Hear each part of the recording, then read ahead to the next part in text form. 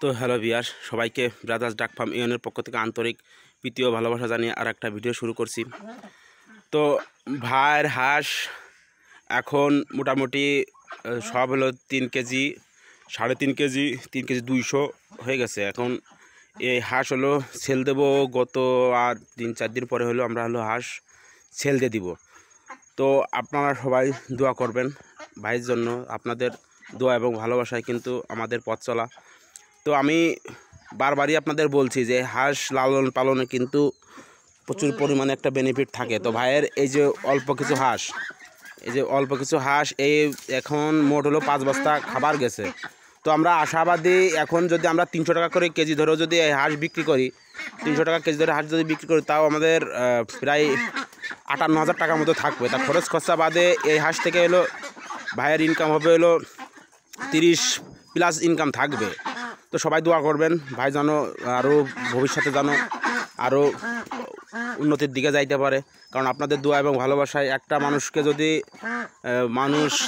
দোয়া এবং ভালোবাসা দেয়, তাহলে কিন্তু তার পথ চলাটা অনেক সুন্দর হয়। তো দেখেন হাঁসের গ্রোথ দেখলে এখন হলো প্রায় মাথা নষ্ট। আসলে ভিডিওতে আপনারা সেমন করে বুঝতে পারেন কি না, আসলে আমি দেখাইতে পারি কি না যে হাঁসের এখন ওয়েট কিন্তু কিন্তু মাথা নষ্ট করা ওয়েট।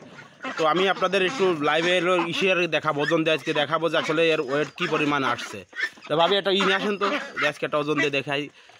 তো আপনারা সঙ্গে থাকেন, আমি দেখাচ্ছি যে আসলে কী পরিমাণ ওয়েট আসছে। তো এই হাঁসে যদি 300 টাকা করে হলো কেজি যদি ভাই বিক্রি করে, তাও কিন্তু এই হাঁস থেকে সে কিন্তু ভালো একটা প্রফিট ইনকাম করতে পারে। তার হলো 5 বস্তা খাবার গেছে, তার টোটাল হলো 3450 টাকা করে। 5 বস্তা খাবারের লাগে হলো 17,400 কয় টাকা যেন খরচ হয়েছে। টোটালে তো 17,400 কয় টাকা করে খরচ হয়েছে। এখন এই হাঁস যদি 300 টাকা করে কেজি যদি উনি বিক্রি করে, সব 3 কেজি প্লাস এখন আছে, 3 কেজি করেও যদি আমি এবার যে ধরি, তাও কিন্তু একটা ভালো মানের কিন্তু প্রফিট থাকে।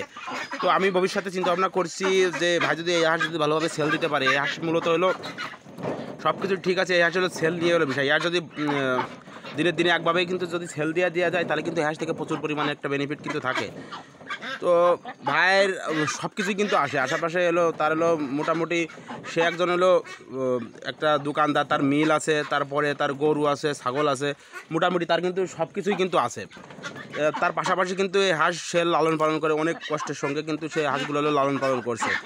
তো এত পরিমাণ যে এই হাঁসের পিছনে সে হলো সময় দিছে, মূলত ভাই আর ভাই এলো ওই সাইডটা দেখে, আর ভাবি এলো মূলত হলো হাঁসগুলো এলো দেখে। তো এত সুন্দর যে ভাবে সে লালন পালন করছে, আমি কিন্তু নিজেও ভাবতে পারি নাই যে সে এইভাবে হলো হাঁস পালন করতে পারবে। তো হাঁসের ওয়েট এত সুন্দর ওয়েট আসছে, তা আসলে আপনাদের আমি দেখাচ্ছি, আপনারা দেখলে হলো বুঝতে পারবেন যে হাঁসের কী পরিমাণ ওয়েট আসছে। একটা অভাবনীয় কিন্তু বিষয়। তো পিকিং স্টার 13 হাঁস যদি আপনি লালন পালন করতে পারেন, তাই এই হাঁসটি কিন্তু প্রচুর পরিমাণে কিন্তু বেনিফিট আছে। এটা সম্ভাবনাময় একটা কিন্তু প্রজেক্ট আমি কিন্তু দেখতে পাচ্ছি। তো আমি ভবিষ্যতে করার চিন্তা ভাবনা নিয়েছি যে এই হাঁস, এই পিকিং স্টার 13 হাঁস এই যে কী ওয়েট ধরে, আসলে 45 দিন এখনও কিন্তু পূরণ হয় নাই, 40 দিন মতো পূরণ হয়েছে, 40 দিনের মতো পূরণ হয়েছে। তো এত সুন্দর ওয়েট যে ধরছে, তো ভাবি ধরেন, তো ভাবি উঠছে, আমি আপনাদের দেখাচ্ছি যে আসলে কী পরিমাণ ওয়েট ধরছে। তো আমি আপনাদের কাছে বারবারই বলি, অবশ্যই ভাইয়ের জন্য এবং ভাবির জন্য দোয়া করবেন, তারা যেন আরও সফল হতে পারে। তো দেখেন হাঁসগুলো কিন্তু সব এবারে চলে আসে ধরছে। তো দেখেন কত সুন্দর। তো চলেন আমি দেখাচ্ছি এক একটা হাঁসের ওয়েট হলো কী পরিমাণে আসছে।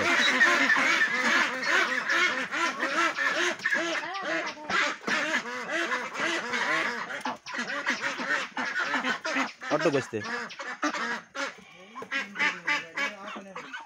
কত, হ্যাঁ? তো চলেন আমি ওয়েট দেখাচ্ছি যে কী পরিমাণ ওয়েট আসছে। তো দেখেন আমি লাইভে আপনাদের দেখাচ্ছি, ভাবি কিন্তু বেছে বেছে ছোটোটা নিয়ে আসছে। তো আমি ছোটোটায় একটা ওজন দিয়ে আপনাদের দেখাচ্ছি যে আসলে কী পরিমাণ ওয়েট আসছে। আচ্ছা একটু হেল্প করো।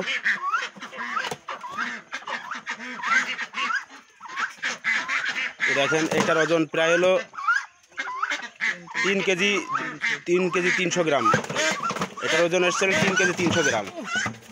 তো এখন কিন্তু 45 দিন পার হয়নি, হাঁসের ওয়েট কিন্তু মোটামুটি দেখেন কিন্তু আমাদের আশাস্বরূপ কিন্তু হয়ে গেছে। বাবা,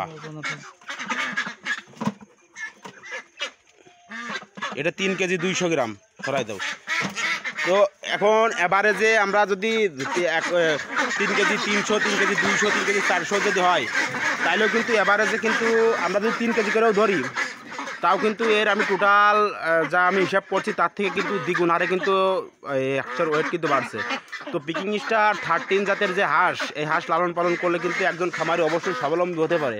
তো ভাই হাঁসগুলো সবগুলো সেল দিয়ে দিবে, সেল দেওয়ার পরে উনি হলো একটু বড়ো সাথে আবার করতে চাচ্ছে।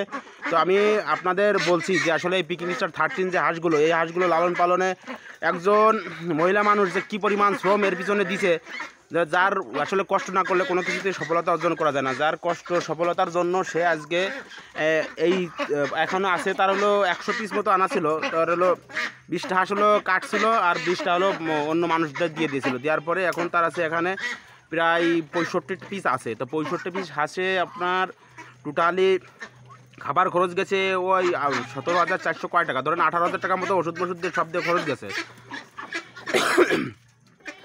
18,000 টাকা খরচ গেছে। তো আমরা যদি 300 টাকা করেও যদি হাঁস সেল দিই, তারপরেও কিন্তু আনুমানিক ভাই আশাবাদী যে একটা ভালো মানের একটা প্রফিট কিন্তু থাকবে।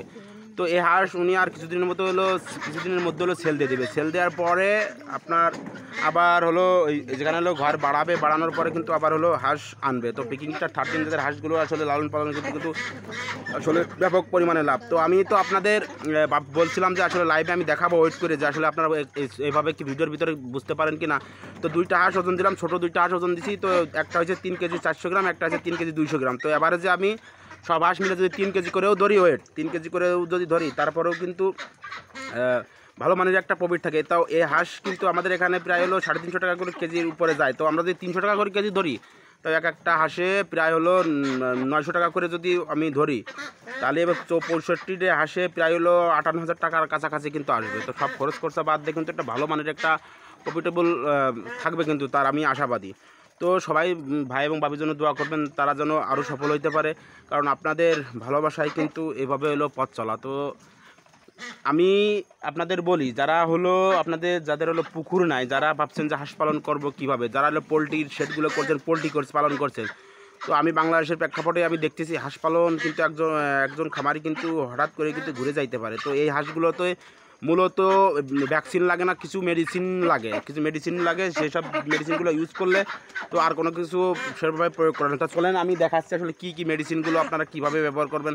তো প্রথম অবস্থাতে বাচ্চা আনার পরে লাইসোবিটটা ব্যবহার করবেন, সেম ক্যাম্বেলাসের মতো লাইসোবিটটা ব্যবহার করবেন। লাইসোবিটটা ব্যবহার করার পরে আপনি থায়াবিন ইউজ করবেন। থায়াবিন ইউজ করার পরে যদি ঠান্ডা লাগে, এই হাঁসের একটু ঠান্ডার প্রবণতা বেশি, তো সেইগুলো থায়াবিন ইউজ করার পরে আপনি এরপরে যদি কোনো সমস্যা হয় সেই প্রেক্ষাপটে আপনি কিছু মেডিসিন ব্যবহার করবেন। যদি জ্বর হয় তাহলে নাপা ব্যবহার করবেন।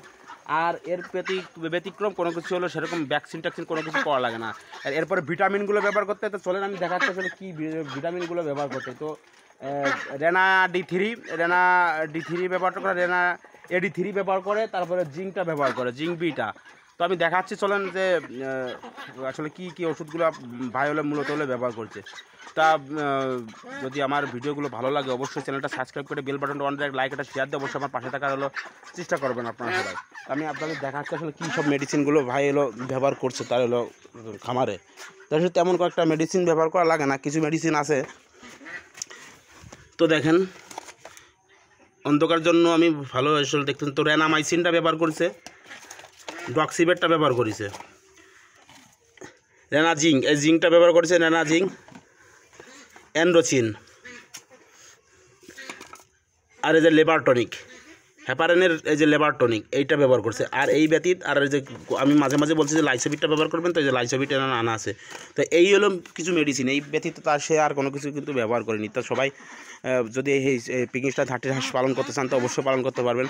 তো সবাই ভালো থাকবেন এবং আমার জন্য দোয়া করবেন, ভাইয়ের জন্য দোয়া করবেন। তো ভিডিও আজকের মধ্যে এখন শেষ করবো, সবাই ভালো থাকবেন।